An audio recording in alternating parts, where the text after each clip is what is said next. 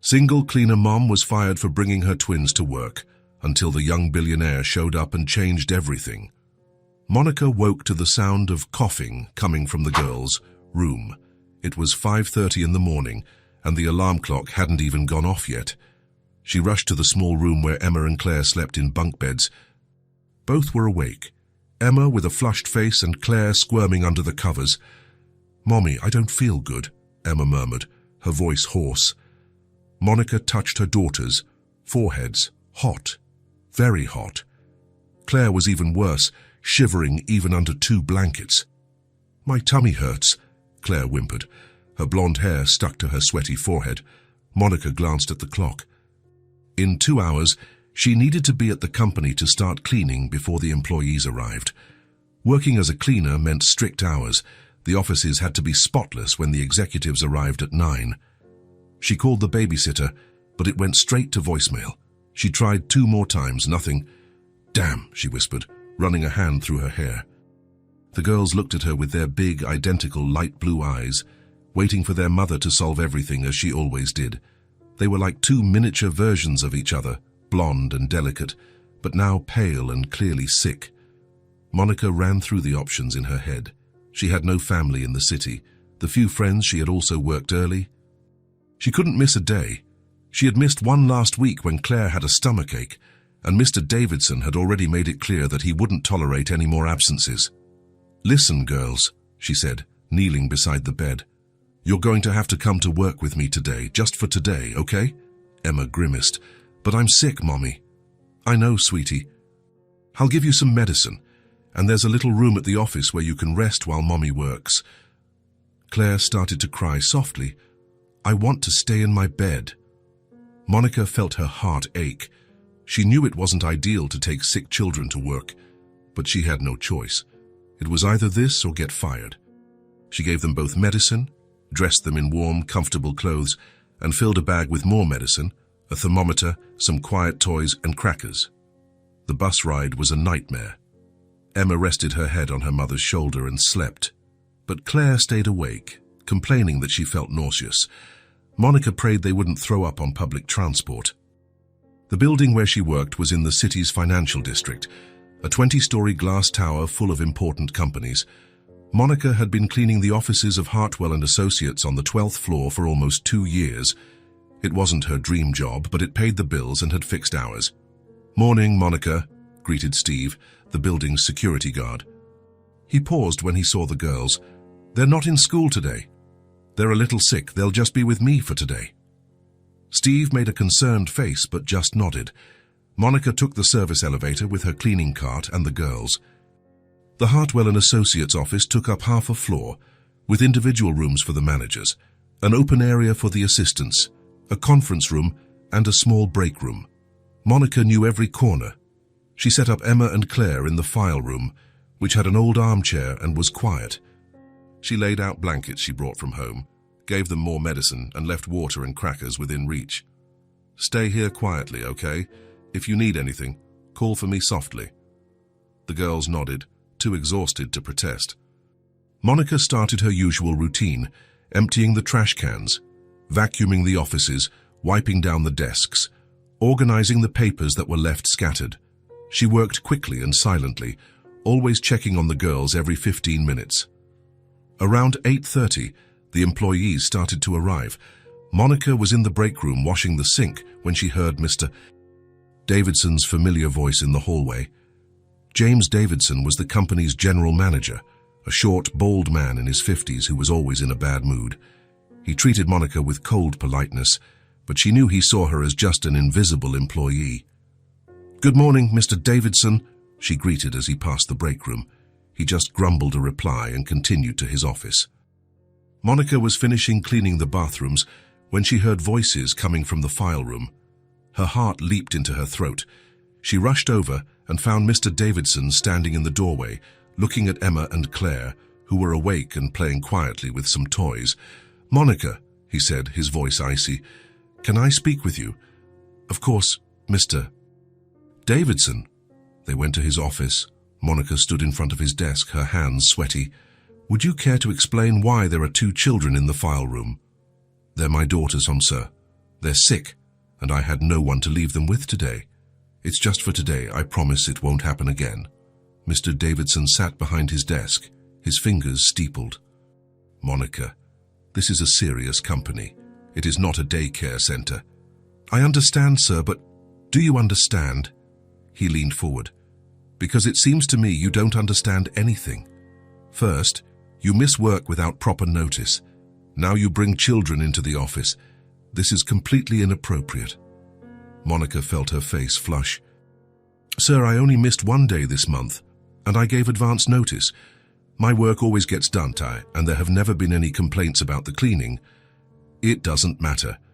You can't separate your personal and professional life. How can I trust someone who can't even handle her family matters?" The words stung more than Monica expected. "Mr. Davidson, please. I need this job. I'm a single mother and that is precisely the problem." He opened a drawer and pulled out some papers. "You think more about your daughters than your work. That doesn't work here." "But sir..." "I'm letting you go, Monica. You can collect your things and leave. HR will process your paperwork." The world seemed to stop. Monica stared at Mr. Davidson, who had already turned his attention back to the papers on his desk, as if she had already left the room. "I understand," she managed to say. In the supply closet, Monica gathered her few personal belongings: a coat, the picture frame with the girl's photo, some products she had bought with her own money. Everything fit into a plastic bag. The employees who had arrived pretended to be busy, but she could feel their stares. Maria, the cleaner from the floor above, gave her a sympathetic look as their eyes met. In the file room, Emma and Claire were still where she had left them. Emma was asleep, curled up in the armchair, while Claire was flipping through a coloring book. "Mommy," Claire murmured. "Are you done with work?" "Yes, sweetie. We're leaving." Monica helped the girls get up and gathered their things. They were weak and confused, leaning on her to walk. Leaving the building was torture. With every step, Monica felt the weight of reality. No job, no income, with 2 young daughters and bills coming due. Outside, the cold morning air hit her face. It was a grey autumn day, with the kind of chill that cuts through your clothes. The girls shivered beside her. Monica looked at the busy street. People hurried to work, cars passed by. Life went on as normal for everyone else, except for her. Her legs gave out. She sat down on the sidewalk right in front of the building, pulling Emma and Claire into her lap. The girls settled against her, one on each side, their little blonde heads resting on their mother's chest. "Mommy, are you sad?" Emma asked, noticing something was wrong. Monica couldn't answer. Everything was falling apart. The rent was due in 10 days. She had $40 in her wallet and maybe $200 in her account. The girls needed medicine, food, winter clothes. How had it come to this? When the girl's father disappeared 2 years ago, Monica thought she could handle it. She got this job, a small but clean apartment, a routine that worked. It worked for a while. But being a single mother was like spinning plates. One unexpected crisis, and everything came crashing down. Tears began to stream down her face. She held her daughters tighter, feeling their breathing still a little ragged from the fever. "I just wanted to give you a decent life," she murmured, more to herself. Emma lifted her little head and touched her mother's face. "Don't be sad, Mommy. We're going to be okay." The innocence in her daughter's voice broke Monica's heart. How could a 5-year-old be so sure? Claire shifted, looking for a more comfortable position. "When we get home, can I have that yummy medicine?" "You can, sweetie." Monica closed her eyes. She needed to come up with a plan. Maybe she could find day cleaning jobs. But how much did they pay? Would it be enough? And who would watch the girls? The sound of traffic seemed distant. People walked by without a second glance, each lost in their own problems. Monica had never felt so invisible. That's when she heard a car braking. A door slammed, and footsteps approached. Monica opened her eyes and saw a pair of expensive black shoes stopped in front of her. She looked up and met the gaze of a young man, about 30, wearing an impeccable dark suit. Brown hair, green eyes, and an expression of genuine concern. "Excuse me," he said. crouching down to her level.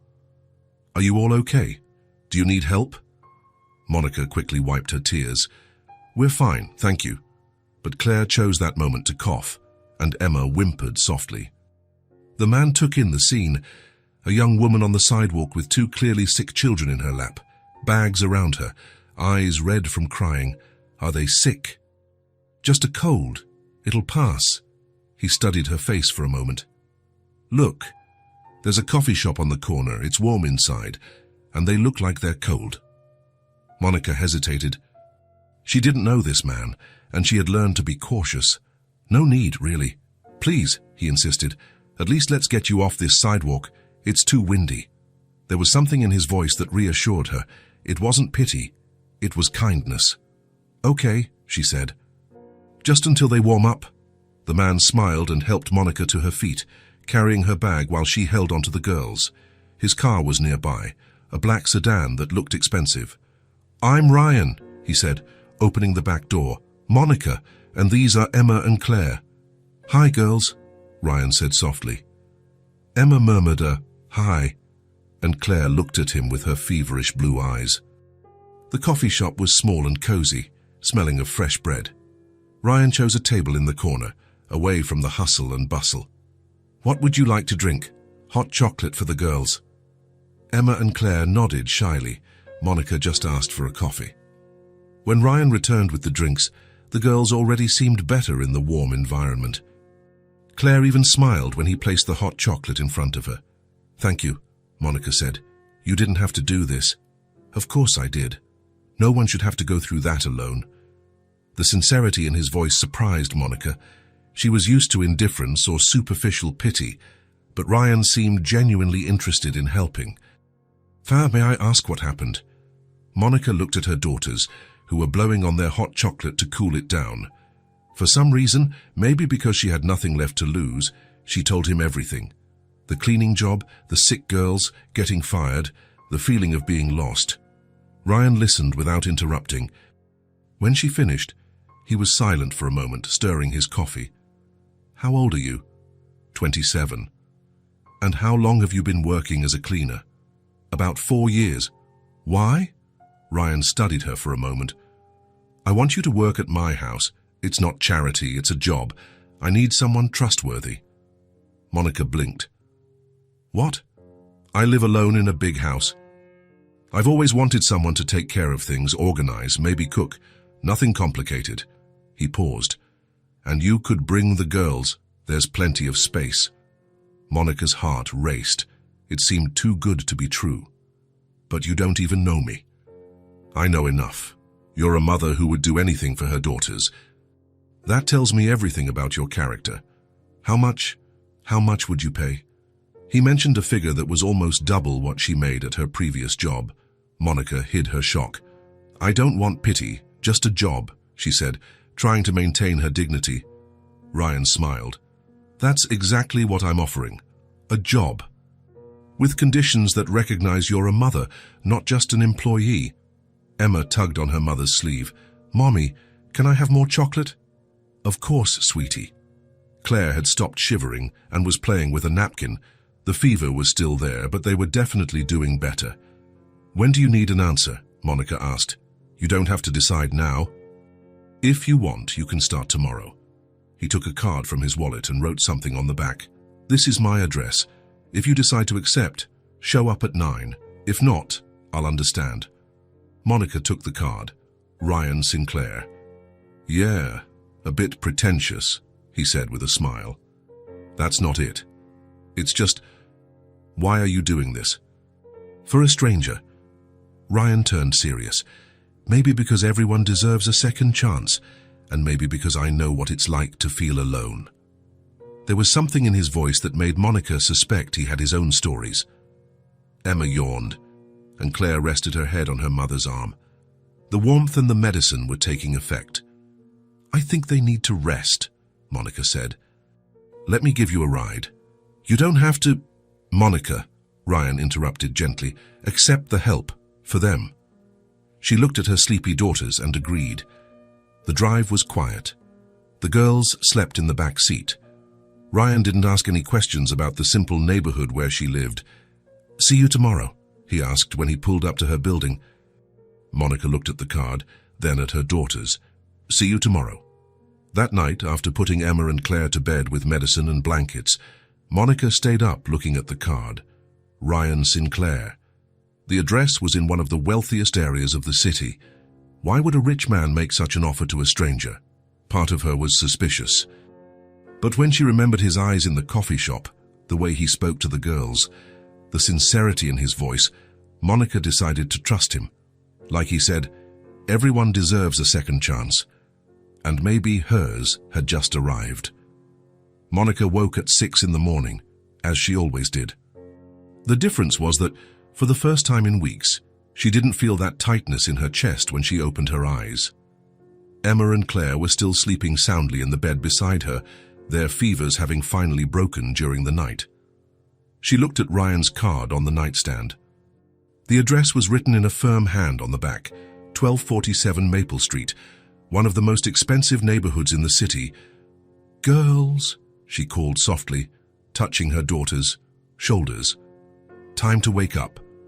Emma stretched and opened her light blue eyes. "Mommy." "Wow, I feel better." "Me too," said Claire, sitting up in bed and running a hand through her messy blonde hair. "Is the fever gone?" Monica touched both their foreheads. "Normal. It's gone. You're much better." "Are we going to the new job today?" Emma asked, remembering the conversation from the night before. "We are." "But first, a bath and breakfast." Monica got the girls ready with special care. She chose clean, comfortable clothes, combed their blonde hair until it shone, and made a simple but nutritious breakfast. She wanted to make a good first impression. They took 2 buses to get to the address. Maple Street was exactly what Monica expected. Huge houses with pristine lawns, expensive cars parked in the driveways, the kind of silence that only money could buy. Number 1247 was a 2-story colonial-style house with white walls and a wide porch. The front yard was too perfect, as if every leaf had been placed in just the right spot. Monica took a deep breath and rang the doorbell. Ryan opened the door a few seconds later, wearing dark trousers and a white shirt, but no tie. He looked younger and more relaxed than the day before. "Monica," he smiled. "I thought maybe you'd changed your mind. I said I'd come," she replied simply. "And these must be the famous Emma and Claire." Ryan crouched down to be at the girls' level. "How are you two feeling today?" "Better," Emma said shyly. Claire hid behind her mother but peeked at Ryan with curiosity. "That's good. Come on in. I want to show you the house."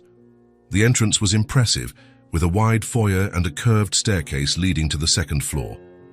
But what struck Monica the most was the silence. It wasn't just quiet, it was empty. "The house has 4 bedrooms," Ryan explained as they walked. 3 upstairs and 1 on the ground floor. The kitchen is this way, and there's a living room, an office, and a dining room that I never use. Monica observed everything with a professional eye. The house was clean, but it had the impersonality of a place where no one truly lived. Few decorations, no personal items in sight, expensive but personalityless furniture. "Where would you like to stay during the day?" Ryan asked the girls. Emma and Claire looked around, intimidated by the size of everything. "Is there a place where we can play?" Emma asked quietly. "Say, of course, the living room is big, it gets a lot of light, or you can use the office when I'm not working from home." Ryan quickly showed them the rest of the house. Monica noticed his bedroom was Spartan. A bed, a nightstand, a closet. No photos, no personal touches. It was as if he didn't live there, just slept there. "Well, I need to get to work," Ryan said when they returned to the kitchen. "Monica, feel free to explore, see what needs to be done. There's food in the fridge. You can use anything. I'll be back around 6. "What exactly do you want me to do?" Monica asked. Ryan paused for a moment, as if he hadn't really thought it through. "Honestly, I don't know. Just take care of the house. Make it feel like a home." He left a few minutes later, leaving Monica and the girls alone in the huge house. "It's really big, isn't it, Mummy?" said Claire, her voice echoing in the foyer. "It is, but it's just a house. Let's see what we can do here. Monica started by truly exploring. The refrigerator was full of expensive food, but most of it seemed ready to eat, nothing that needed to be cooked. The pots and pans looked new, almost unused. The kitchen table didn't even have a salt shaker. "Mommy, can I draw?" Emma asked. "Of course. I'll see if I can find some paper and pencils for you." Monica found some office supplies in a drawer. She set the girls up at the kitchen table with paper and colored pencils while she began to work. First, she cleaned the entire house. It wasn't dirty, but it had that air of neglect that comes when no one really lives in a place. She opened windows, let the air circulate, and rearranged some furniture to create cozier spaces. In the kitchen, she decided to prepare something simple for lunch. She found ingredients for a basic stew and homemade bread, nothing too elaborate, but real food. While she cooked, the girls played and chatted quietly. After a few hours in the house, they had already lost their initial shyness and were exploring the spaces more freely. "Mommy, look what I drew," said Claire, showing a paper with colorful figures. "It's our new house," Emma explained. "The big one." Monica smiled. For the girls, any place where they were safe and together was home. The day went by quickly. Monica cleaned, as organized, cooked, and took care of the girls. Around 5 o'clock, she was putting the bread in the oven when she heard a car in the driveway. "Ryan's here," said Emma, running to the window. Monica felt a pang of nervousness. What if he didn't like what she had done? What if he thought she had moved his things around too much? The front door opened, and Ryan came in, calling out, "Monica." "Girls, we're in the kitchen," she answered.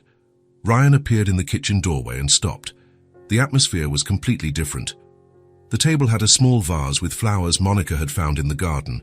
The smell of stew and fresh bread hung in the air. Emma and Claire were sitting on the floor of the adjacent living room, surrounded by drawings, talking and laughing softly. "Wow," he said, looking around. "This is—" "I hope you don't mind," Monica said quickly. "I just—" "No," Ryan interrupted her. "It's perfect. The house has never smelled like this before." He took off his suit jacket and hung it on a chair. Monica noticed that his shoulders seemed less tense. "Hi, Ryan," Emma shouted from the living room. "Do you want to see our drawings?" Ryan looked at Monica, as if asking for permission. "Go on," she said, smiling. "They're eager to show you." Ryan walked into the living room, where Emma and Claire had spread at least 10 drawings on the floor. The two were sitting cross-legged, their blonde hair shining in the afternoon light coming through the window. "This one is you," said Claire, pointing to a tall figure in a suit. "And this is Mommy, and these are me and Emma." "And this is our new house," added Emma, showing another paper with a big house and 4 figures in front. Ryan stood for a moment, just looking at the drawings. Monica watched from the kitchen, wiping her hands on a dish towel. "Can I sit with you?" Ryan asked.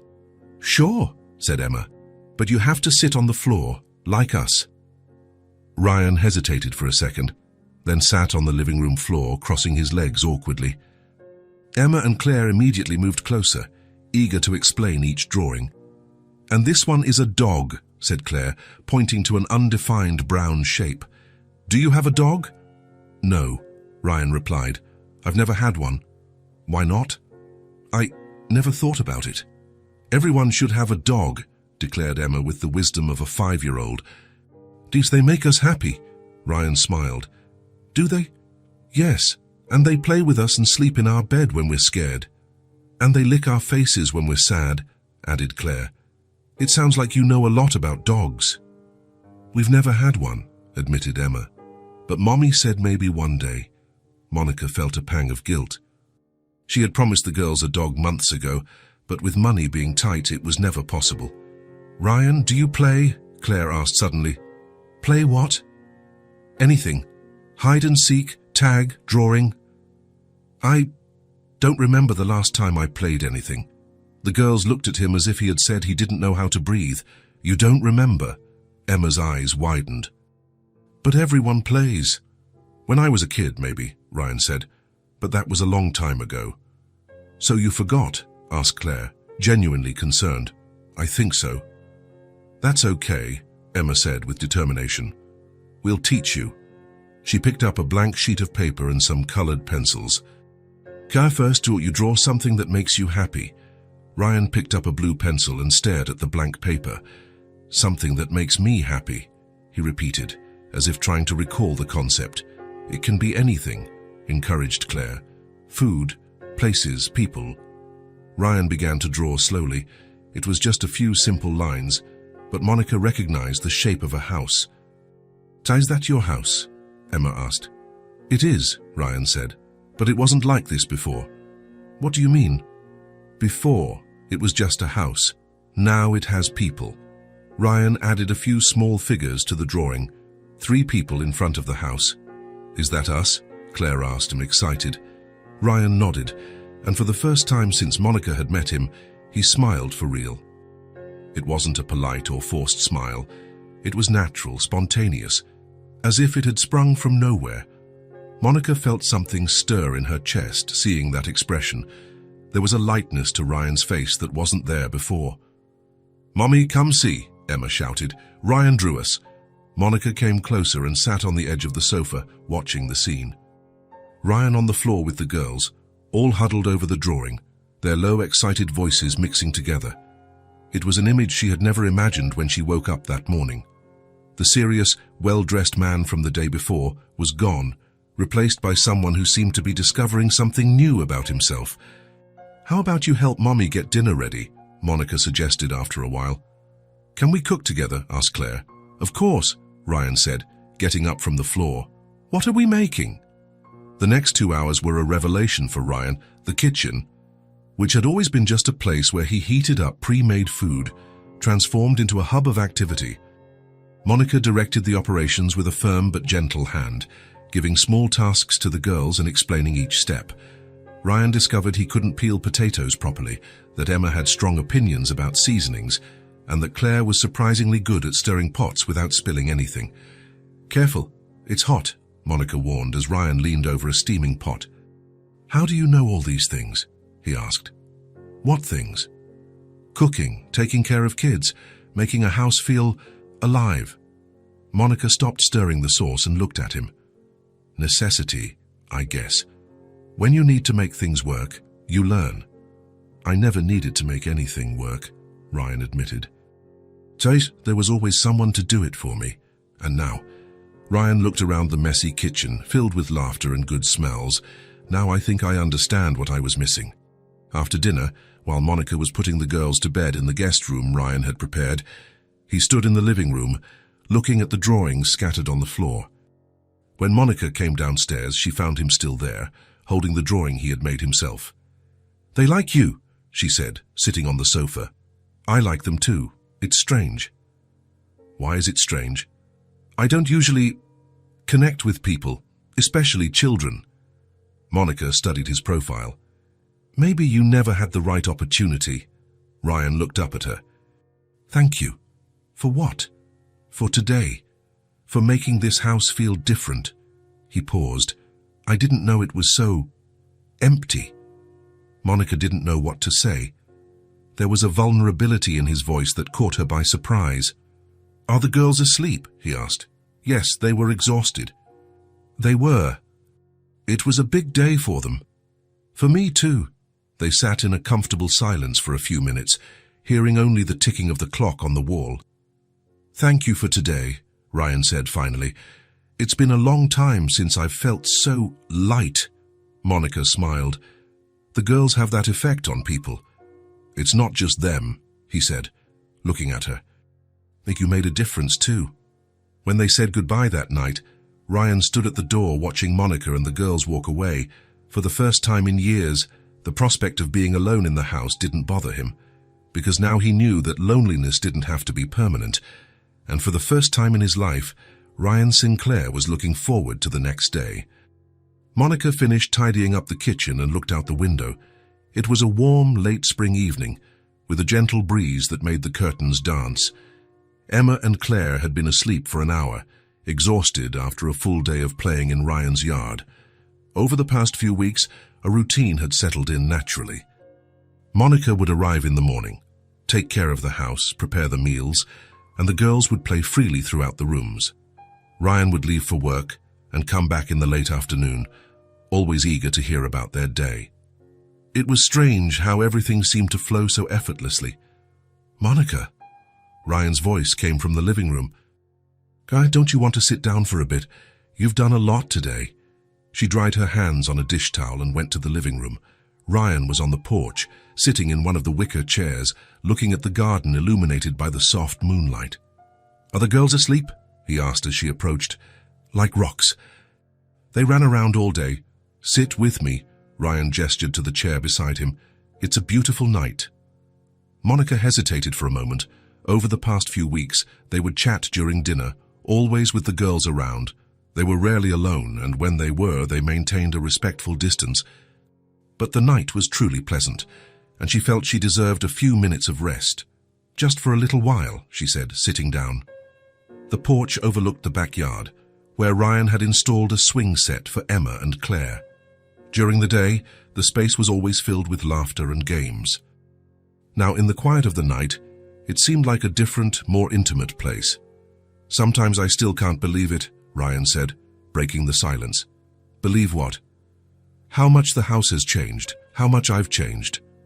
He leaned back in his chair, relaxing. "Before, I'd come home and the silence was deafening. Now you come home and Emma yells, 'Ryan's here,' before you even close the door," Monica completed, smiling. "Exactly, and I never imagined that could be so good." Monica watched his profile in the dim light.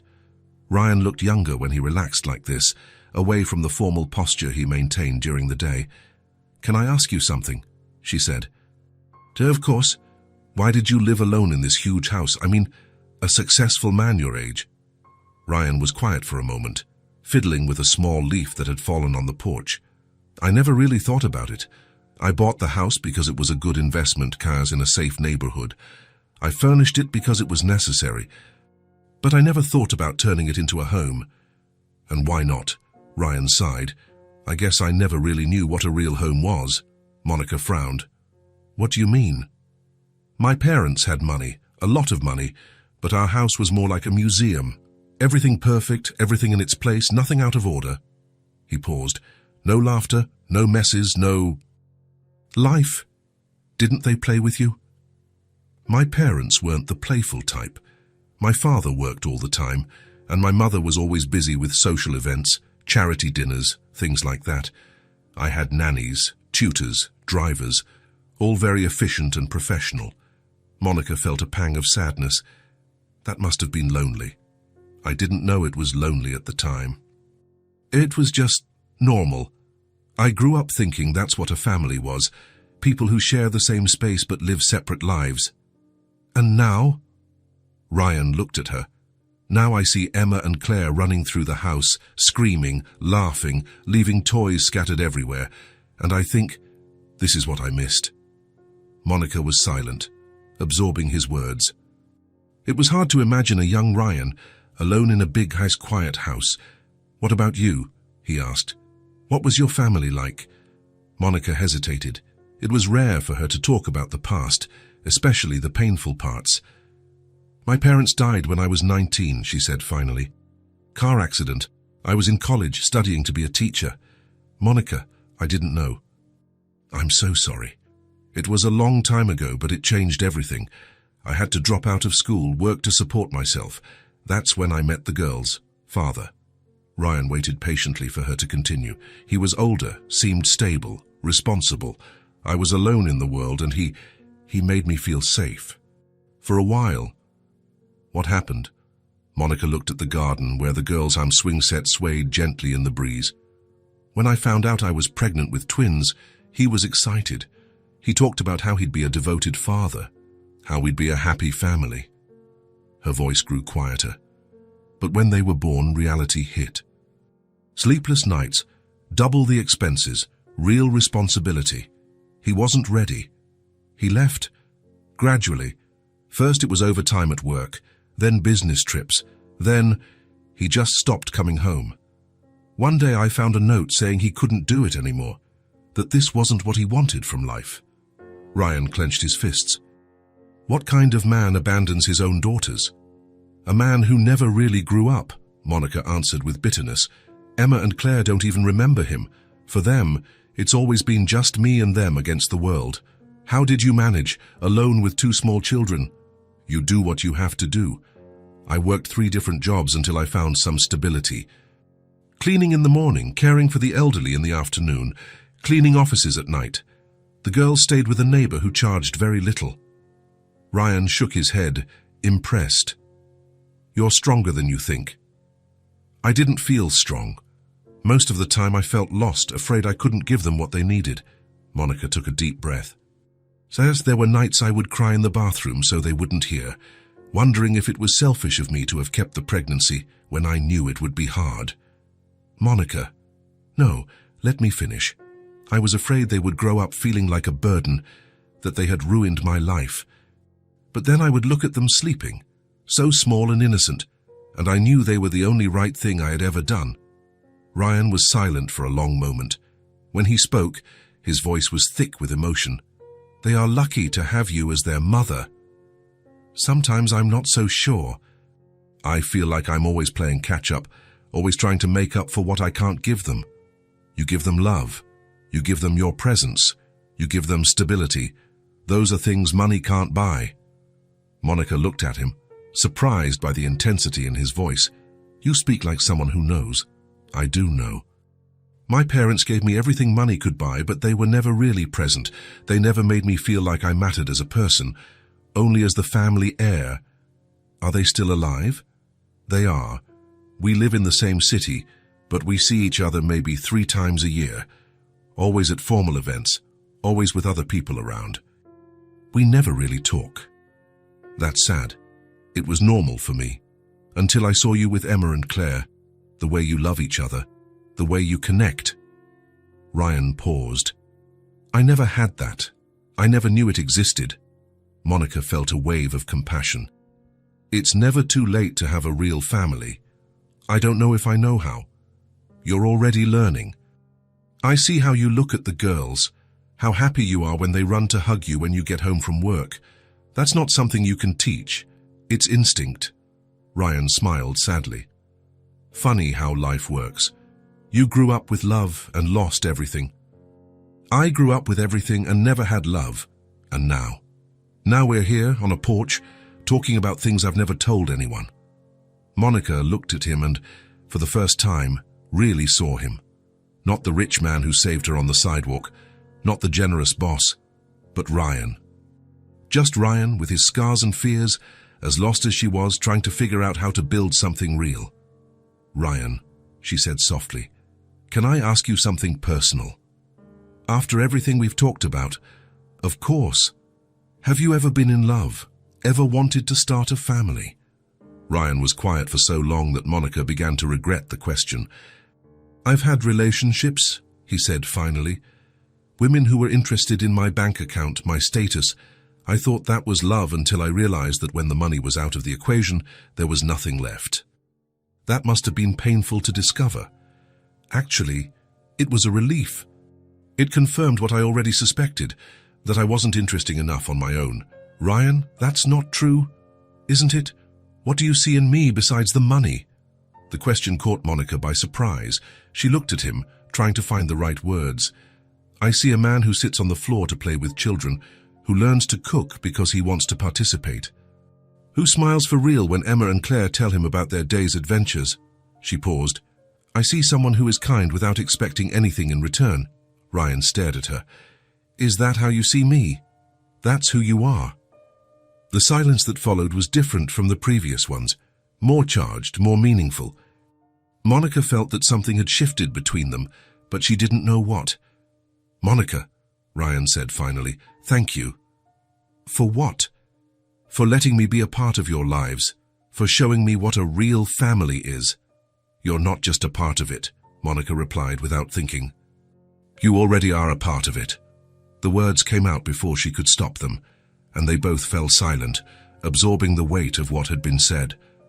I should go, Monica said, standing up. It's late. Monica, wait. She stopped and looked at him. You don't have to leave if you don't want to. I mean, you and the girls could stay here. There's enough room and, Ryan, not as a favor, as a choice. Your choice. Monica felt her heart race. The offer was tempting but also terrifying. Staying here would mean crossing a line she wasn't sure she was ready to cross. Can I think about it? Of course. No pressure. Monica nodded and headed inside to get the girls. But as she passed Ryan, he lightly touched her arm. Monica? Yes. Thank you for trusting me tonight, for sharing your story. Thank you for sharing yours too. As Monica gently woke the girls and got them ready to leave, Ryan stood on the porch looking at the stars. For the first time in his life, he had opened up completely to someone. And for the first time, he didn't feel judged or rejected.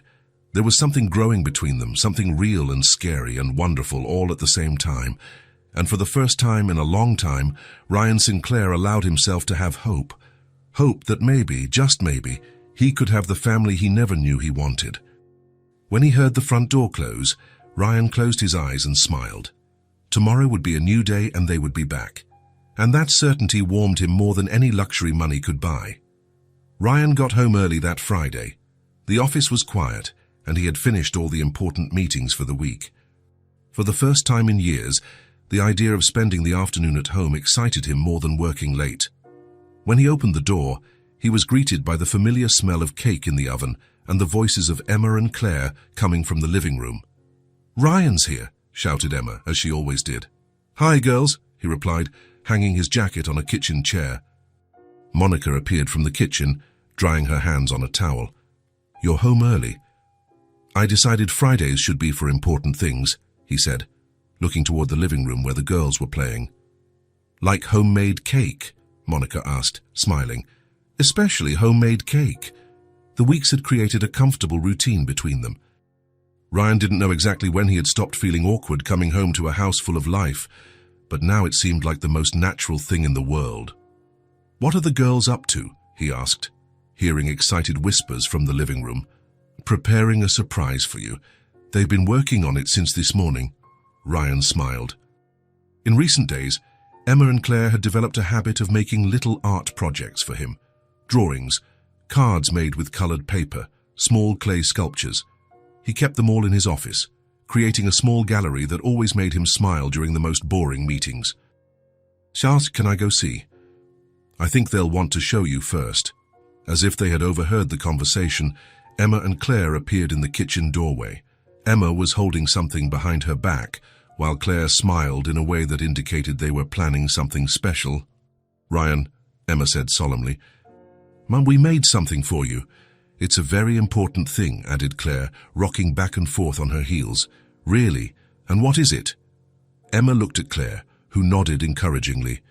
With a dramatic flourish, Emma brought the paper out from behind her back and held it out to Ryan. It was a drawing made with colored pencils, clearly the result of a joint effort. In the center of the page, 4 figures were holding hands in front of a big house. Ryan immediately recognized the depiction of himself, the tallest figure, wearing something that looked like a suit. Beside him, Monica, with her wavy brown hair, and on the ends, 2 smaller blonde figures. But what caught his attention the most were the huge smiles drawn on all the faces and the bright sun in the upper corner of the paper. "That's you, our friend," said Claire, pointing to the tallest figure. Ryan felt something tighten in his chest. "That's me." "Yes," said Emma, "and this is Mommy, and these are me and Claire. And look," she pointed to the house in the drawing, "it's our house." "Our house," Ryan repeated, his voice a little hoarse. "Yep," confirmed Claire, "because we live here now too, right?" Ryan looked at Monica, who was watching the scene with a soft smile on her lips. In recent weeks, she and the girls had started staying later, sometimes having dinner before they left. Some nights, when it got too late, Monica would accept Ryan's offer for them to stay in the guest room. "Do you like it?" asked Emma anxiously. "I like it very much," Ryan said, crouching down to be at the girls' level. "It's the most beautiful drawing I've ever received." "Really? Really? Can I hang it in my office?" "You can," said Claire, clapping her hands. "Then when you're working, you'll remember us." "I always remember you when I'm working." Emma and Claire beamed, satisfied with his reaction. "And now," said Monica from the kitchen, "who wants cake?" "I do," the girls shouted in unison. "Me too," said Ryan, standing up. "What kind of cake is it?" "Chocolate with chocolate frosting," Monica replied. "My grandmother's recipe." "Your grandmother knew what she was doing," Ryan said, following everyone into the kitchen. Monica had set the table with colorful plates that Ryan didn't even know he had. The cake was in the center, an imperfect but appetizing homemade creation, with frosting dripping a little down the sides. "It's not very pretty," Monica said, a bit self-consciously. "I'm not very good at decorating." "It's perfect," Ryan said sincerely. Monica cut generous slices for everyone. The cake was moist and sweet, with that flavor that only food made with love can have. "Mommy, tell the story of Grandma's cake," pleaded Emma, her mouth full of chocolate. "What story?" asked Ryan. "My grandmother always made this cake whenever I was sad or when we had something to celebrate," Monica explained. "She used to say that chocolate solved both sadness and joy." "She was wise," Ryan said. "She was. She also used to say that cake is best when shared with people we love." The words hung in the air for a moment. Ryan looked around the table, Monica smiling softly. Emma and Claire with chocolate on their faces, the drawing they had made for him still in his hands. "Can I tell you something?" Ryan said. "Of course," Monica replied. "I've never had homemade cake before. It was always expensive bakery cakes or cakes from formal events." Emma's eyes widened. "Never. Never." "That's so sad," said Claire. "Homemade cake is the best kind of cake." "I know that now," Ryan smiled. The rest of the afternoon passed at a pleasant pace. They ate cake, the girls told stories about their drawings, and Monica showed Ryan how to make little paper flowers to decorate the table. It was the kind of simple afternoon Ryan had never experienced, but now realized was exactly what he had always wanted. As the sun began to set, Monica glanced at the clock. "Girls, I think it's time for us to go home." "Already?" Emma complained. "Can we stay a little longer?" asked Claire. "You've been here all day. Ryan needs to rest." "I don't mind," Ryan said quickly, then corrected himself. "I mean, you can stay as long as you want." Monica looked at him with an expression he couldn't quite decipher. "Thank you, but we should go. The girls need a bath and tomorrow is Saturday." Ryan nodded, trying not to show the disappointment he felt. Monica gathered the girls' things while they said their dramatic goodbyes to Ryan, as if they wouldn't see him for weeks. "Don't forget to hang our drawing," Emma reminded him. "I would never forget," Ryan promised. "And don't forget us," added Claire, hugging his leg. "Impossible to forget you." Monica appeared with the bags, and they headed for the door. Ryan walked them to the driveway, watching as Monica helped the girls into the car she had bought with the first salary he had paid her. "Bye, Ryan," shouted Emma and Claire from the window. "Bye, girls." Monica waved from the driver's window, and Ryan stood in the driveway until the car disappeared around the corner. When he went back inside the house, the silence hit him like a physical wall. The kitchen table still had the cake plates, but without the girls' lively voices, the space felt too empty. Ryan cleared the table slowly, putting away the plates, wrapping up the rest of the cake. Every simple task reminded him of how different the house felt when they were there. In the living room, he saw a few colored pencils forgotten on the floor, a small toy of Claire's under the sofa. He put everything away carefully, knowing the girls would ask for them on Monday. He sat on the sofa, still holding the drawing they had made. 4 people holding hands, smiling in front of a house. "That's you. Our friend," Claire had said. Friend. It was a simple word, but it carried more weight than Ryan had expected. Friend meant they cared about him, that he mattered to them not for what he could offer, but for who he was. But as the evening wore on and the house remained silent, Ryan started to feel that familiar feeling creeping back. The weight of the silence, the sense of emptiness that used to fill the hours when he was alone. It was strange how quickly he had gotten used to their presence, how he had learned to anticipate the sound of the door opening, the voices calling his name, the laughter echoing through the hallways, and now, without them, the house went back to being just a house, big, well-furnished, but empty. Ryan looked at the drawing again. 4 happy people in front of a house. A family. Was that how they saw him? As part of their little family? The thought both warmed him and saddened him. Warmed him because he had never been part of something like that. Saddened him because he didn't know if it was real or just the fantasy of 2 children who had been kind enough to include him in their world. He got up and went to his office, where he hung the drawing on the wall next to the others that Emma and Claire had made for him. His little museum of children's art, colorful and imperfect and more valuable to him than any expensive piece he owned. When he returned to the living room, the loneliness weighed on him again. He turned on the television, but the sound seemed artificial after the lively dinner conversation. He tried to read but couldn't concentrate. Finally, he went to bed, but it took him a long time to fall asleep. The house was too quiet, too empty. For the first time since Monica and the girls had entered his life, Ryan realized how profoundly they had changed, not just his routine, but his perception of what it meant to be home. And for the first time, he truly understood what it was to miss someone, missing the voices that called his name with joy, missing the little hands that reached out to him, missing the genuine smiles and spontaneous hugs, missing a family that, for a few wonderful hours, had been his. And as he stared at the ceiling in the dark, Ryan realized he didn't want to live without them anymore. He could no longer imagine his life going back to what it was before. Something had changed irreversibly, and there was no going back. On Monday, they would be back, but Monday seemed a long way off. Ryan sat in the armchair in the living room, still wearing his work clothes but with his tie loosened.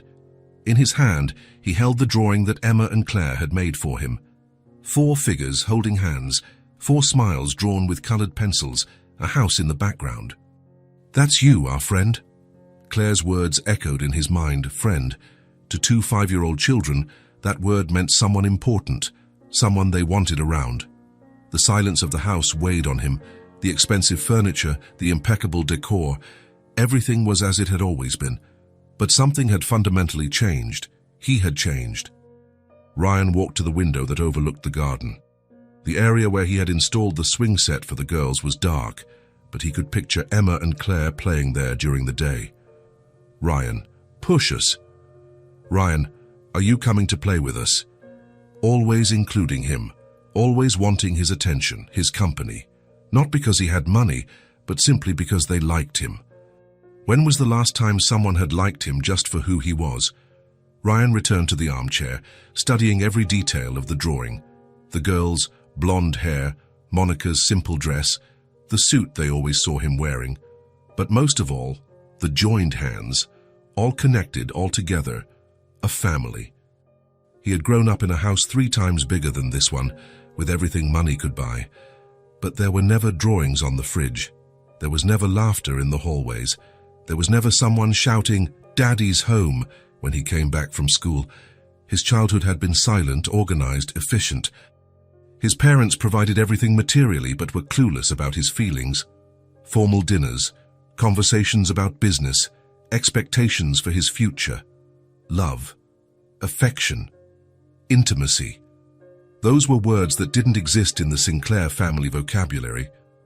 Ryan remembered when he was 8 and had drawn a picture of his family at school. When he got home, excited to show it, he found his parents in the study discussing investments. "Dad, look what I made." "Not now, Ryan, we're busy." "But it's a drawing of our family." His mother had glanced at it briefly. "Very nice, dear. Leave it with Martha so she can put it away." The drawing had disappeared by the next day, probably thrown away. Now at 30, Ryan held another family drawing, but this time, someone had cared about his reaction. Emma and Claire had waited anxiously to see if he would like it, and he had kept it. He had hung it on the wall alongside all the others they made. Why? Because he finally understood the value of being included, of being wanted, of being part of something bigger. Ryan closed his eyes and replayed the last few months. The first time Emma had called him by his name. The first time Claire had run to hug him. The first time Monica had genuinely smiled. Every small moment had built something he didn't know was missing. Family wasn't just a concept. It was laughter during dinner. It was someone worrying if you had eaten. It was little hands holding yours to show you a new discovery. It was honest conversations on a porch. It was feeling like you matter to someone. I had everything, but I never had anything real, he murmured into the silence of the room. Now I know I don't want to live alone anymore. The words came out before his mind fully processed the thought. But as soon as he said them, Ryan knew they were true. He didn't want to go back to his old life. He didn't want to come home to an empty house anymore. He didn't want silent dinners anymore. He didn't want to work late to avoid facing the loneliness anymore. Monica had turned his house into a home. Emma and Claire had turned his routine into something he looked forward to. Together, they had turned his life into something worth living. Sitting alone in the darkness, Ryan finally admitted the truth he had been avoiding for weeks. He was falling in love. With Monica, but also with the idea of being a father to Emma and Claire. With the idea of having a real family, built on choice and love. He needed them in his life. Not as an employee and her daughters, but as his family. The realization was both liberating and terrifying. Liberating because he finally stopped fighting the feelings. Terrifying because he didn't know if Monica felt the same way. What if she only saw him as a kind boss? What if she couldn't see him as more than that? Ryan looked at the drawing again. 4 people holding hands. To Emma and Claire, he was already part of the family. But what about to Monica? During their conversations on the porch, he had felt a real connection. He had seen the way she looked at him when she thought he wasn't paying attention. He had noticed how she smiled when he played with the girls. Would it be enough? Ryan stood and walked to the kitchen, where he could still smell the cake Monica had made. He could picture how it was just a few hours ago. Colorful plates, cake crumbs, laughter filling the space.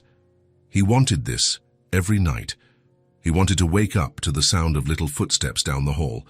He wanted Monica to wake him up with fresh coffee. He wanted Emma and Claire to burst into his office to show him new drawings. He wanted a real life, not just a comfortable existence. Returning to the living room, Ryan made a decision. On Monday, when they returned, he would talk to Monica. He would be honest about his feelings, about what he wanted for their future. He would risk rejection for the chance to have something real, because living in fear was even worse than living alone. Ryan glanced at the clock. Almost midnight. On Monday, they would be back. For the first time in a long time, he was eager for the weekend to pass quickly. He had a family to win over. Ryan spent the entire day at the office trying to focus on work, but his mind was elsewhere. The decision he had made the night before weighed on his thoughts like a constant presence. He had decided to be honest with Monica about his feelings, but now, in the light of day, the courage of the early morning felt a bit more distant. During his morning meetings, while discussing financial reports and investment strategies, Ryan found himself thinking about how to bring up the subject. What exactly would he say? How would he start a conversation that could change everything? Mr. Sinclair, his assistant's voice brought him back to the present. So would you like me to reschedule the 4 o'clock meeting? Ryan glanced at the clock. 3:30 in the afternoon. Normally, he would stay until at least 7, but today he had other plans. Yes, reschedule it. I'm leaving early today. The assistant seemed surprised but just noted it down. Ryan rarely left before 6, and never without a specific work-related reason. The drive home felt longer than usual. At every traffic light, Ryan felt his anxiety grow. What if Monica realized something had changed? What if she noticed he was nervous and started asking questions? When he parked in the driveway, Ryan took several deep breaths before getting out of the car. He could hear voices coming from the kitchen, Monica talking to the girls, the familiar sound that always calmed him. Today, however, it only increased his tension. "Ryan's here," Emma shouted as soon as he opened the door, as she always did. "Hi, girls," he replied, hanging up his jacket and loosening his tie. When he entered the kitchen, he found the scene that had become routine. Monica preparing dinner while Emma and Claire played at the table with colored pencils and paper. The smell of something homemade lingered in the air, and the golden afternoon light streamed through the window, creating a cozy atmosphere. "You're home early," Monica commented, looking at him with a smile. "Is everything okay at work?" Everything's fine. I just decided I wanted to come home earlier. There was something in the way he said home that made Monica look at him more closely, an intensity that wasn't there before. Ryan, look what I drew, Claire interrupted, running to him with a paper in her hands. Ryan crouched down to see the girl's drawing, trying to focus on the present moment. It was a drawing of a family, something that had become a recurring theme in Emma and Claire's creations. It's beautiful, Claire. Who are these people? It's us, you, me, Emma and Mommy. We're having a picnic. A picnic? Yep. Emma said you've never been on a picnic, so we drew one. Ryan smiled, genuinely touched. Maybe we can have a real picnic one day. Really? Emma approached, excited. When? Emma? Don't bother Ryan, Monica intervened gently. He just got home from work. It's no bother, Ryan said quickly. It's never a bother. There was a brief, meaningful pause. Monica looked at him in a way he couldn't quite decipher. Girls, how about you finish your drawings in the living room? Monica suggested.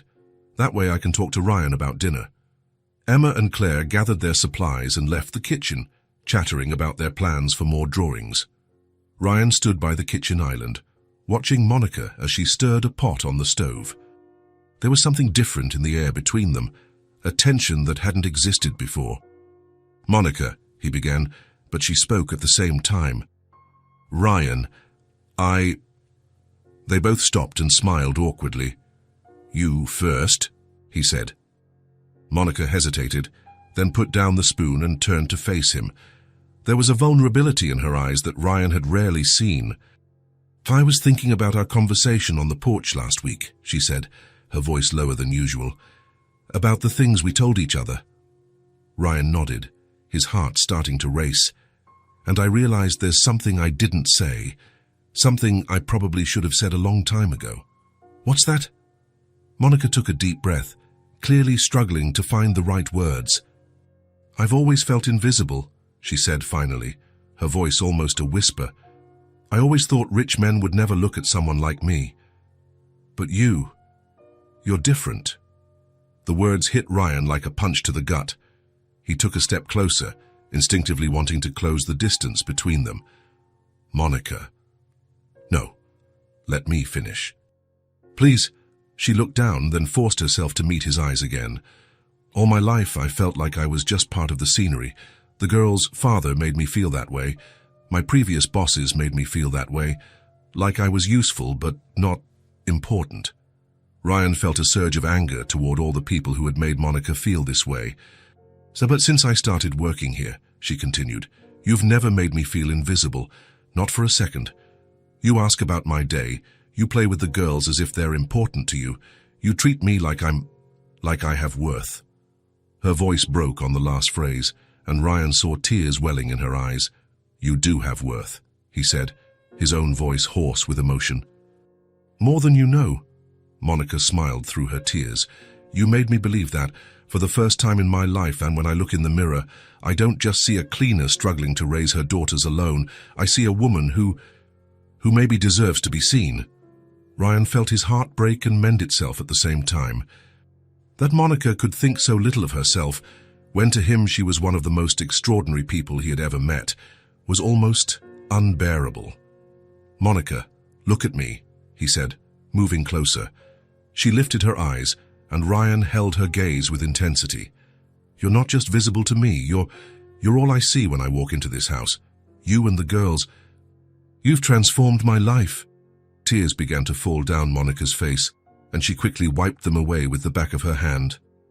Sorry, I didn't mean to cry. It's hard to believe sometimes. Why is it hard? Because you're you. Successful, handsome, smart. You could have any woman you wanted. Why would someone like you look at someone like me? Ryan was silent for a moment, absorbing the depth of her insecurity. He realized now that it wasn't just him who had changed in recent months. Monica was also undergoing a transformation, learning to believe in her own worth. Can I tell you a secret? He said softly. Monica nodded. Before you came into my life, I didn't know who I was beyond my job and my money. I had superficial relationships with people who cared more about my bank account than about me. I thought that was normal, that it was the most I could expect." He paused, gathering his thoughts. "But you showed me what real connection is.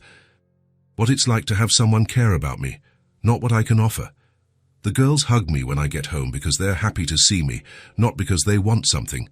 And you see me as a person, not as a status symbol."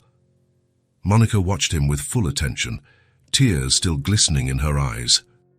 "So when you ask why someone like me would look at someone like you, the answer is simple. Because you helped me discover who I really am, and the person I am when I'm with you is the best version of myself." Monica covered her mouth with her hand, clearly moved. "This is the first time I've admitted it," she whispered, "that you made me feel seen, that you made me feel valuable." "And this is the first time I've admitted how much you all mean to me," Ryan replied. They stood facing each other in the kitchen, the weight of their confessions hanging in the air.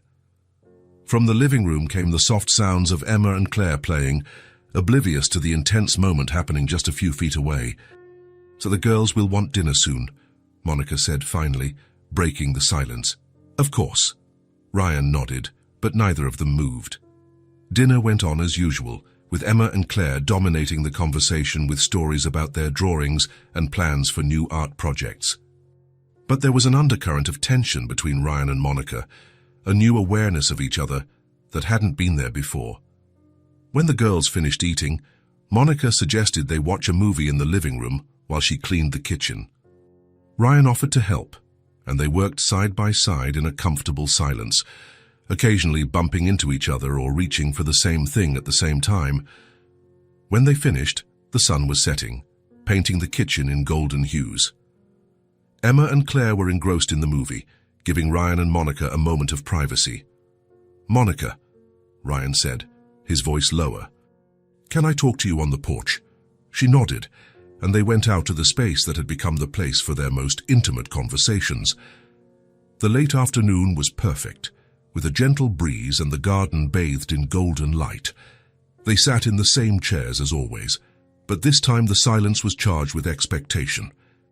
Ryan looked at Monica, gathering all the courage he had built up since the night before. It was now or never. "Monica," he began, his voice firm but filled with emotion, "you're not just the cleaner in my house. You've changed my life. I want to be by your side. And the girls, not as a boss, Matisse, but as someone who loves you." The words came out in a rush, as if he had rehearsed them, but each one was laden with absolute truth. Monica's eyes widened, her hand instinctively going to her heart. "Ryan, I know it might seem sudden, but it's not. It's something that has been growing for months.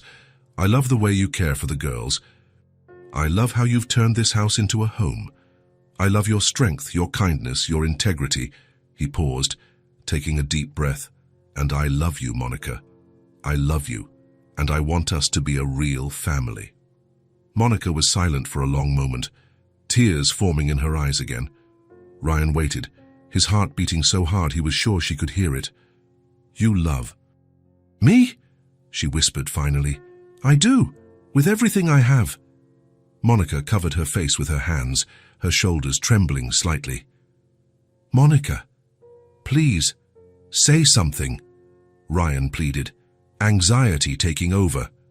She lifted her face, and Ryan saw she was crying, but there was something in her expression he couldn't interpret. I need time to process this," she said, her voice choked. "It's a lot.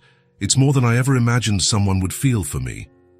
Ryan felt a pang of disappointment, but also of understanding. "Of course, I don't want to pressure you. I just wanted you to know how I feel." "Ryan," she said, reaching out and lightly touching his hand, "thank you for telling me. For making me feel worthy of love." Her touch sent a wave of warmth up Ryan's arm, and he realized that despite her request for time, there was something in Monica's gaze that gave him hope. "You were always worthy of love, Monica, long before you met me," she smiled through her tears. "Maybe. But you were the one who helped me believe it." They sat in silence, their hands still touching lightly, watching the garden grow dark. From the living room came the sounds of the movie and the occasional laughter of Emma and Claire. "I should take the girls home," Monica said finally. "You don't have to decide anything right now," Ryan said quickly. "I want you to know that no matter what you decide, you will always have a place here, you and the girls." Monica nodded, slowly getting up. "I know. And that means a lot to me." When she went to call the girls, Ryan stayed on the porch, looking up at the stars that were beginning to appear. He had laid his heart on the table, and now he could only wait. But for the first time since he had made the decision to declare his feelings, Ryan felt at peace. He had been honest, he had been brave, and regardless of what happened, he wouldn't regret trying. Because some things in life were worth the risk, and Monica and the girls were definitely worth it. Monica woke up on Monday with a strange feeling in her chest. She had spent the entire weekend thinking about Ryan's words, reliving every moment of their conversation on the porch. "I love you, Monica." The words echoed in her mind like a song she couldn't stop hearing. Emma and Claire noticed she was distracted during breakfast. "Mommy, are you okay?" asked Emma, watching Monica stir her coffee for the 10th time. "I'm fine, sweetie. Just thinking about some things." "What kind of things?" Claire wanted to know, always curious. Monica looked at her daughters, their blonde hair still messy from sleep, their light blue eyes full of innocence. How could she explain to two 5-year-olds that a man had confessed his love for her? How could she talk about the fears and hopes it stirred up? "Grown-up things," she said finally. "Nothing you need to worry about." But Monica knew that wasn't entirely true. Any decision she made would affect Emma and Claire too. They had grown attached to Ryan, and he clearly loved them, but what if things didn't work out? What if she allowed herself to believe she could have this life, and then it all fell apart? The drive to Ryan's house was quiet. The girls chatted softly to each other in the back seat, but Monica was lost in her thoughts. When they arrived, she took a deep breath before ringing the doorbell. Ryan opened the door almost immediately, as if he had been waiting for them. There was a tension in his eyes that wasn't there before, a vulnerability that made Monica's heart ache. "Good morning," he said, his voice a bit more formal than usual. "Good morning," Monica replied, trying to sound natural. Emma and Claire ran inside, excited to show off new drawings they had made over the weekend. Ryan followed them with his eyes, but Monica could tell he was waiting for some sign from her, some indication of how things would be between them. "Ryan," she said before he could leave for work, "can we talk later, when you get back?" "Of course," he replied, relief evident in his voice. "Of course we can." The day passed slowly for both of them. Ryan found himself glancing at the clock every 15 minutes, unable to focus on his meetings. Monica cleaned the house with special care, as if each task could help her sort out her thoughts. The girls sensed the tension in the air, even without fully understanding what was happening. They were quieter than usual, playing in whispers and occasionally asking if Mommy was okay. When Ryan got home in the late afternoon, he found Monica in the kitchen preparing dinner. Emma and Claire were at the table, drawing as always. But there was something different about the atmosphere, a palpable expectation. "Hi, girls," Ryan greeted, but his eyes immediately sought out Monica's. "Hi, Ryan," Emma replied. "Look what we made." She showed him a new drawing, colorful and detailed for a 5-year-old's standards. Ryan moved closer to get a better look, but before he could say anything, Claire interrupted. "It's our family," she announced proudly. Ryan looked at the paper more closely. It was the same theme as always, 4 figures, but this time there was something different. The figures were closer together, more detailed, and there were little hearts floating around them.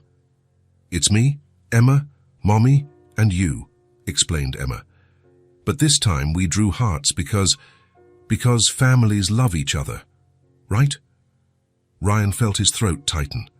"It's beautiful, girls. Very beautiful." Monica came over to see the drawing, and Ryan noticed that she was moved too. "Why don't you go play in the living room while Mommy and I get dinner ready?" Ryan suggested. The girls agreed and ran off, leaving the 2 adults alone in the kitchen. "Monica," Ryan began, but she held up a hand. "Let me speak first," she said. "I spent the whole weekend thinking about what you said." Ryan nodded, waiting. "And I need you to understand something. It's not that I don't feel anything for you. It's that I'm scared." Scared of what? Monica leaned against the counter, gathering her thoughts. Scared to believe this could work. Scared that the girls will get even more attached, and then you'll realize you made a mistake. Monica, no, let me finish. I know you're sincere. I know you're not playing games. But men change their minds, Ryan. The girls. Father loved me too. Until he didn't anymore. Ryan felt a pang of pain seeing the wound that was still bleeding in Monica. I'm not him, he said simply. I know, at least my head knows that, but my heart is afraid to believe. Ryan approached slowly, as if she were a frightened animal that might run away at any moment. And what can I do to help your heart believe? Monica looked him in the eyes, and Ryan saw all the vulnerability she was trying to hide. Time, patience, and maybe we can take small steps, see how things develop naturally. What kind of small steps? I don't know. Dinners together, conversations, letting the girls get used to the idea that you're more than just our friend. Ryan nodded immediately. Anything you need. Whatever pace is comfortable for you. Monica smiled for the first time since she had arrived that morning. Thank you for understanding. But Monica, Ryan said, lightly touching her arm, I want you to know that I'm not going to change my mind. I'm not going to give up on you. How can you be so sure? Because I've never felt this way before. Because you've shown me what a real family is. Because I can't imagine my life without you in it. Monica felt tears welling in her eyes, but this time they were tears of hope, not fear. So? We'll try, she asked softly. We'll try, Ryan confirmed. Dinner that night was different from the previous ones. There was a lightness in the air that hadn't been there for days. Ryan helped the girls with their drawings, suggesting colors and shapes, laughing at their imaginative creations. Ryan, can you draw with us? Asked Claire. Of course. What are we going to draw? A family, said Emma, without hesitation. Ryan looked at Monica, who was clearing the table, and she gave him a small, encouraging smile. Okay. But you'll have to teach me. I'm not very good at drawing. The next 2 hours passed in a flow of laughter and creativity. Ryan discovered it was surprisingly relaxing to sit on the floor with colored pencils without worrying about dignity or appearances. Emma and Claire were patient teachers, correcting his technique and praising his efforts. Monica watched from a distance, washing dishes and tidying the kitchen, but mostly just observing. There was something magical about seeing a successful, serious man sit on the floor to play with her daughters. Something that made her heart open up a little more with each passing minute. Mommy, come draw with us, Claire called out. Yes, Mommy, come on, Emma insisted. Monica dried her hands and joined the group on the living room floor. Ryan made room for her beside him, and for a moment their shoulders touched. It was a brief, casual touch, but it sent a wave of warmth through Monica's body. What are we drawing? She asked. A house, explained Emma. Our house. But it has to have all of us, added Claire. Because now we're a family. The words hung in the air for a moment. Monica looked at Ryan, who had stopped drawing and was looking directly at her. Is that how you see us? Monica asked the girls softly. As a family. Of course, said Emma, as if it were the most obvious thing in the world. Ryan lives with us now. But we're the ones living in his house, Monica corrected. Whatever, said Claire. The important thing is that we're all together. Ryan felt his heart swell. To Emma and Claire, the situation was simple. They didn't worry about adult complications or past fears. They just saw 4 people who loved each other and wanted to be together. Can I talk to you girls? Ryan said, putting his pencil aside. Emma and Claire stopped drawing and looked at him with full attention. I want you to know that I love you very much, and I love your mommy very much too. The girls smiled, not seeming surprised by the revelation. We love you too, said Emma simply. And we want you to be our dad, added Claire. Monica felt her heart stop for a moment. Ryan looked at her, searching for her reaction. Claire, Monica began. No, Mommy. We already talked about it. Me and Emma decided we want Ryan to be our dad. He already takes care of us. He already plays with us. He already loves us. And we love him. Ryan felt tears forming in his eyes. He had never imagined that two small children could be so direct about something so important. "It would be an honor to be your dad," he said, his voice hoarse with emotion. "Then it's decided," declared Emma. "Now we're an official family." Monica laughed through the tears she hadn't realized were falling. The girls in simplicity and purity had cut through all her fears and doubts. "Monica," Ryan said, turning to her, "I don't want you to leave tonight, or tomorrow, or ever." "Ryan, please, stay, not as an employee, not as a guest. Stay as part of my life, as my family." Monica looked at the girls, who were watching the conversation with intense interest. Then she looked at Ryan, and saw in his eyes all the sincerity and love he had expressed in words. For a moment, all her fears returned. What if this was too good to be true? What if she was deluding herself?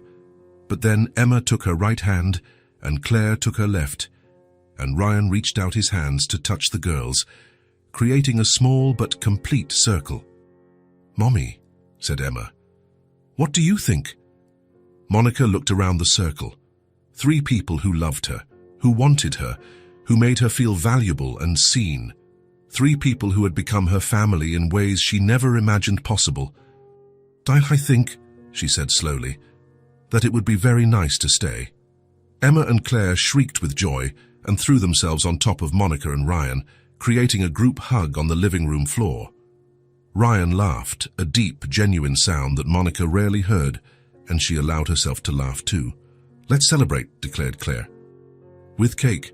I can make a cake right now," Monica said. "I'll help," offered Ryan. "And us too," said Emma and Claire in unison. The next hour was a delightful chaos in the kitchen. Ryan discovered he had no skill for cracking eggs without spilling half on the counter. Monica laughed more than she had in months. Emma and Claire helped by licking spoons and making more of a mess than actual help. When they finally put the cake in the oven, the kitchen looked like a battlefield, but everyone was covered in flour and smiling. "How long does it take to bake?" asked Ryan. "About 40 minutes, Monica replied, wiping flour off his face. "Perfect. Enough time to finish our family drawing."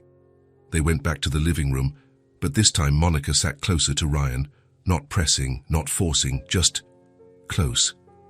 As they drew, the smell of the cake began to fill the house. It was the smell of home, of family, of belonging. "Monica," Ryan said softly, while the girls were focused on their drawings. "Yes, thank you." "For what?" "For letting me be a part of this. For trusting me with the most precious things in your life." Monica looked at Emma and Claire, then back at Ryan.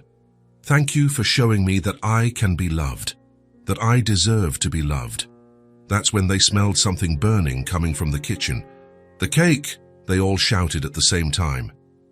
They ran to the kitchen, where they found the cake growing uncontrollably out of the pan, creating a smoky mess in the oven.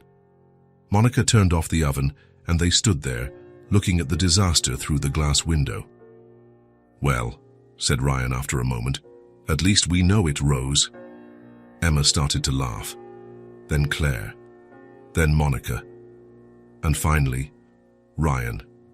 They laughed until their stomachs hurt, laughing at the mess, at the absurd situation, at the perfect imperfection of the moment.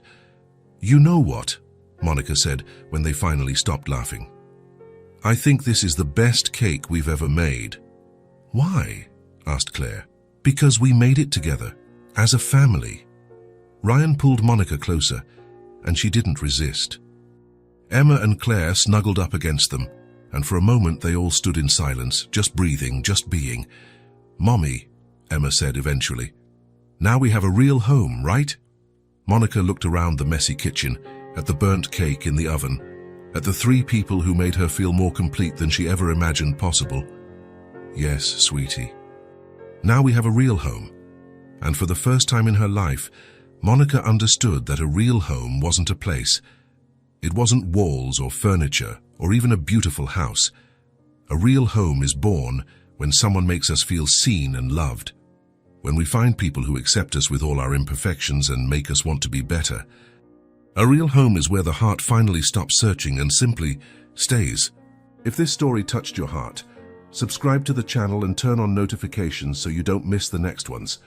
Leave a like because it helps this story get recommended to more people. See you in the next story.